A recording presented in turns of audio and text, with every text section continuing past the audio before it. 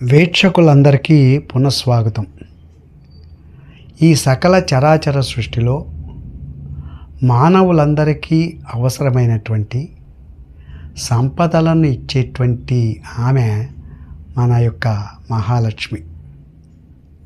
ఆమె యొక్క కరుణా కటాక్ష వీక్షణములు మన మీద ప్రసరిస్తే చాలు మనము భాగ్యమును పొందగలుగుతాము.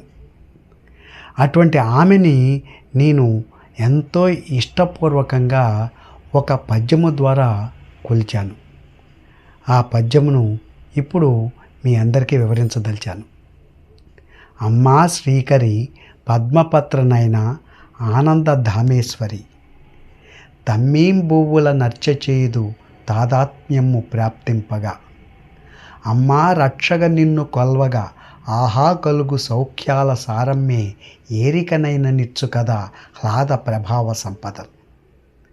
అమ్మా శ్రీకరి పద్మపత్రనైన ఆ స్వామి శ్రీకరుడు, ఆమె శ్రీకరి.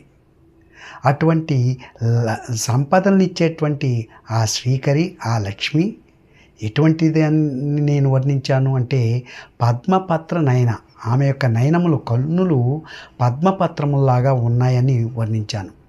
అంటే పద్మముల యొక్క రేకుల వల్లే ఉన్నటువంటి నేత్రములు కలిగి ఉన్నటువంటిది ఆ మహాతల్లి.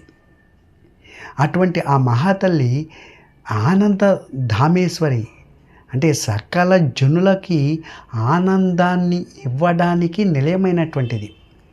ఆమెను కొలిస్తే చాలు చక్కగా ఆనంద డోలికల్లో మనం ఉర్రూతలోగవచ్చు. అటువంటి ఆనందాన్ని ఇచ్చేటువంటి ఆమెని తమ్మీంబువ్వుల నచ్చ చేయుదు తాదాత్మ్యము ప్రాప్తింపగాని వర్ణించాను. అంటే పూర్తిగా నేను పరవశముతో నన్ను నేను మర్చిపోయి, తమ్మీంబువులు అంటే పద్మములు, ఆ పద్మములతోటే ఆమెను నేను పూజిస్తున్నాను. పద్మముల యొక్క రేకుల వంటి కన్నులు కలిగినటువంటిది, సంతోషానికి నిలయమైనటువంటిది. అలాగే ఆమెని పరవశముతో పూర్తిగా చక్కగా పద్మములతో పూజిస్తున్నానని వర్ణించాను. అటువంటి ఆమె రక్షగా నిన్ను కొలవగా, అమ్మ నువ్వు నన్ను రక్షించని నిన్ను వేడుకోగా ఆహా కలుగు సౌఖ్యాల, అప్పుడు నువ్వు మమ్మల్ని అందరినీ రక్షించడానికి సౌఖ్యము అంటే సర్వ సంపదలు ఐశ్వర్యములను వసంగేటువంటి స్థితిని కలిగింపజేస్తావు.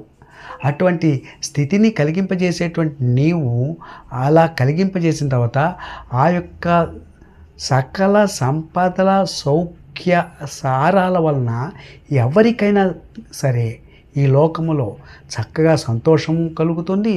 హ్లాద ప్రభావ సంపదలు అన్నా కదా, సంతోషం కలుగుతుంది, సంపదలు కూడా కలుగుతాయని ఆ తల్లిని కీర్తించాను, ఆ తల్లిని వేడుకున్నాను, ఆ తల్లిని పూజించాను, ఆ తల్లిని అర్చించాను, ఆ తల్లిని వేడుకున్నాను.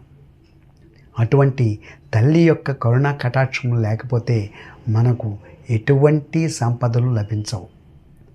మనం అనుకుంటాం ఆ తండ్రిని వేడుకుంటే సంపదలు వచ్చేస్తాయని. అలా రావు. మన ఇంట్లో కూడా చూడండి, తండ్రిని ఏదైనా అడగాలంటే పిల్లలు ముందు తల్లిని అడిగి తల్లి ద్వారా తండ్రికి చెప్పించి తాము అనుకున్నది సాధించగలుగుతారు. అలాగే మనకి ఏదైనా కావాలంటే నేరుగా మనని వెళ్ళి తండ్రిని అడిగినా తండ్రి ఇవ్వడు. ఆ తల్లిని వేడుకోవాలి, ఆమె మనల్ని కరుణించాలి. అప్పుడు ఆమె వెళ్ళి ఆ స్వామికి విన్నవిస్తుంది. అప్పుడు ఆ స్వామి తన యొక్క కృపని మన మీద చూపిస్తాడు. కాబట్టి ఆమె లేనిదే మనము ఈ లోకము లేదు అనే విషయాన్ని గుర్తు చేస్తూ, మరొక అంశం ఏమిటంటే తప్పనిసరిగా లైక్ చేసుకోండి, సబ్స్క్రైబ్ చేయండి. సెలవు.